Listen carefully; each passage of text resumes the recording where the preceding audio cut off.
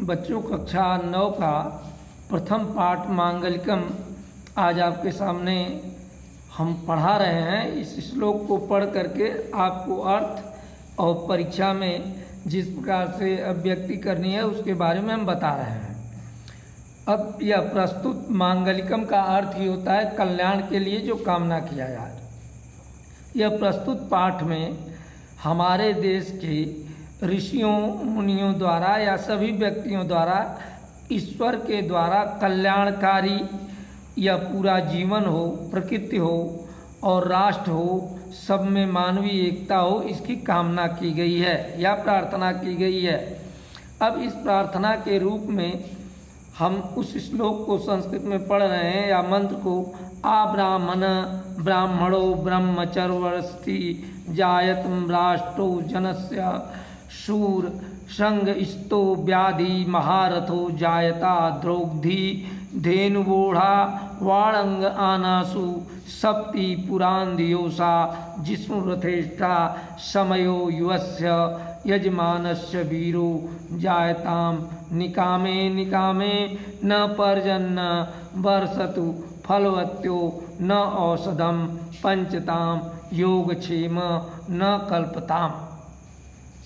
इस प्रस्तुत यजुर्वेद के मध्यदायनी शाखा के 22वें गद्य या एक तरह से गद्य अर्थ है। इस गद्य अर्थ की व्याख्या करनी है तो यहाँ आपकी किताब में नीचे अन्य दिया गया है। इस अन्य को आप किताब में देख रहे होंगे या देख ही रहे हैं, जिसमें इसको अर्थ के हिसाब से रखा गया है। इसका जो व्याकरण पोर्शन है उसका अर्थ नीचे कठिन शब्दों का अर्थ भी दिया गया है। इस नाते आपको अनुवाद करने में थोड़ी मदद इनसे भी लेनी होगी, क्योंकि वीडियो में डाला जा रहा है। इस नाते सब कुछ क्लास ही होता है, उसका कोई विकल्प नहीं होता है। लेकिन यहाँ संकल्प करके अगर आप इसको ध्यान से देखेंगे तो आपके समझ में आएगा। अब इसमें हिंदी की तरह ही संदर्भ लिखना होता है। संदर्भ में आप लिखेंगे, संदर्भ हेडिंग देंगे, प्रस्तुत मंगलाचरण हमारी पाठ्य पुस्तक संस्कृत गद्य भारती के मांगलिकम पाठ से उद्धृत है। शुक्ल यजुर्वेद की मध्यदायनी शाखा के अध्याय 22 की कणिका है। यह गद्यात्मक मंत्र है। यह गद्यात्मक मंत्र है। इसकी चर्चा आप जरूर करेंगे और इसमें वैदिक ऋषि ने देश के लिए मंगल की भावना की है। अब वो मंगल भावना क्या की है, हम अन्य के साथ आपको अर्थ बता रहे हैं। ब्राह्मण माने हे परमेश्वर, यथो नो राष्ट्रे ब्रह्मचर्यसी ब्राह्मण आ जायताम। अब यहाँ पर जो ब्राह्मण जायताम माने जन्म लें, वह वेदों को जानने वाले ज्ञानी और राष्ट्रीय हों। अर्थात यहाँ जिस ब्राह्मण का जन्म हो वह ब्राह्मण के गुणों से परिपूर्ण हो, वेद और परमात्मा को जानने वाला हो। दूसरे वाक्य में ये कहा जा रहा है ईसम अति व्याधि। ईसम माने होता है बाण को, ईसव्यम माने बाण को चलाने वाला, अति व्याधि माने शत्रुओं को पीड़ा पहुँचाने वाला, शूर महारथी माने छत्री, राजन अजायतम यहाँ का छत्री ऐसा हो जो शत्रुओं पर बाण से तेजी से प्रहार कर सके और उन अपने शत्रुओं को पीड़ा देने वाले छत्री यहाँ पर पैदा हों। दुग्धी धेनु ओढ़ा, दुग्धी माने होता है दूध देने वाली, धेनु गाय हो, वोढ़ा माने होता है बोझा को ढोने वाले, अनडवान माने होता है बैल, आशु सप्त, आशु माने होता है घोड़ा, सप्त माने होता है तेज चलने वाला।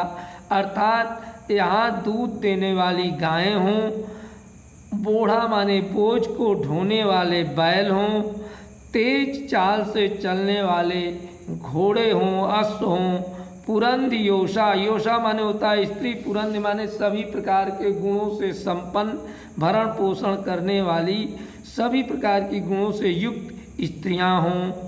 रथेषु जिष्णु, रथेष्ट माने होता है रथ में बैठने वाले, जिस्म माने जो विजय प्राप्त करने वाला हो, जीत करके रथ में बैठने वाले अर्थात वीर पुरुष भी हों। सभे युवा, सभे माने होता है सभाओं में, युवा माने युवक, अजायतम उत्पन्न हो, ऐसे युवक हों जो सभाओं में यहाँ बैठ सकें। अस्य यजमानस्य राष्ट्रवीर, यश माने इस देश में, यजमानस्य माने सबकी सम्मान करने वाले, राष्ट्र की रक्षा करने वाले, वीर बहादुर हों।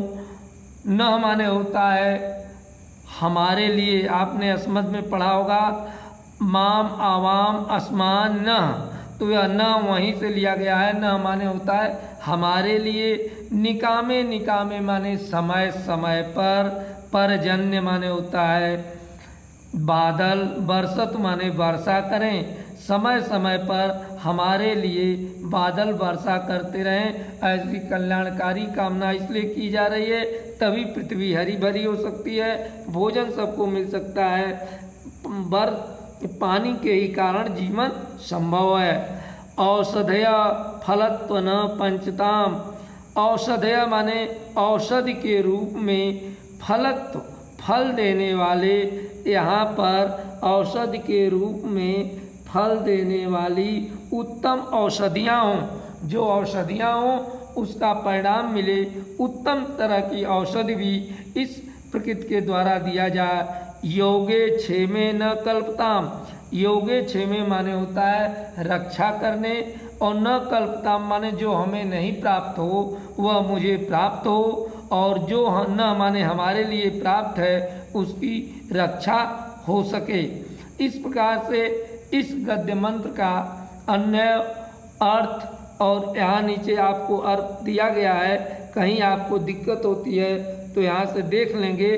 और इस प्रकार मांगलिकम का अर्थ आपके सामने रखा गया, और यह ध्यान देना है, इसमें नीचे कुछ प्रश्न दिए गए, इन प्रश्नों का उत्तर इम्तहान में तो अब लिखने के लिए आता नहीं, लेकिन मांगलिक किसके लिए प्रार्थना की गई है, तो मांगलिक प्रार्थना इस देश के लिए, इस राष्ट्र के लिए, इस समाज के लिए की गई है। मांगलिकम में किसकी रक्षा के लिए प्रार्थना की गई है, तो मांगलिकम में देश की रक्षा के लिए, ब्राह्मणों को वेद मंत्रों की रक्षा, क्षत्रिय देश की रक्षा, दूध देने वाली गायें हों, इस प्रकार से अनेक प्रकार की कामनाएं की गई हैं। हमारे राष्ट्र में कैसा क्षत्रिय उत्पन्न होना चाहिए, तो हमारे राष्ट्र का क्षत्रिय जो होना चाहिए, इत बाण को चलाने वाला, शत्रुओं को अधिक पीड़ा देने वाला और विजय प्राप्त करने वाला क्षत्रिय होना चाहिए। हमारे राष्ट्र में ब्राह्मण कैसा होना चाहिए, वेदों को जानने वाला,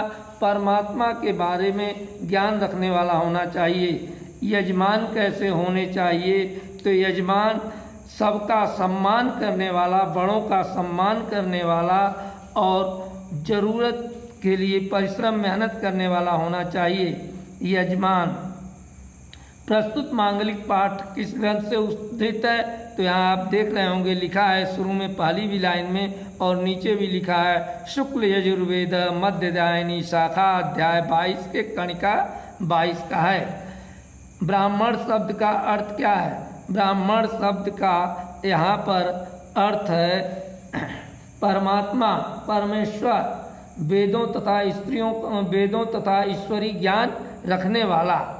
अब वैदिक साहित्य के अंतर्गत आने वाले ग्रंथ समुदाय के नामों का उल्लेख कीजिए, तो इसके अंदर वेद आते हैं, पुराण आते हैं, उपनिषद है, महाभारत है, रामायण है, गीता है, जो आपके घरों में है, आपके मन मस्तिष्क में है। अब यह एक नीचे दिया गया हमारे जीवन में वेद के मंत्रों का महत्व विषय पर भाषण लिखिए, तो भाषण नहीं लेख लिखिए। इस तरह से इस पाठ को हमने आपके सामने रखा। पुनरावृत्ति करके इसमें कोई कमी हो तो फिर पूछने की कृपा करें।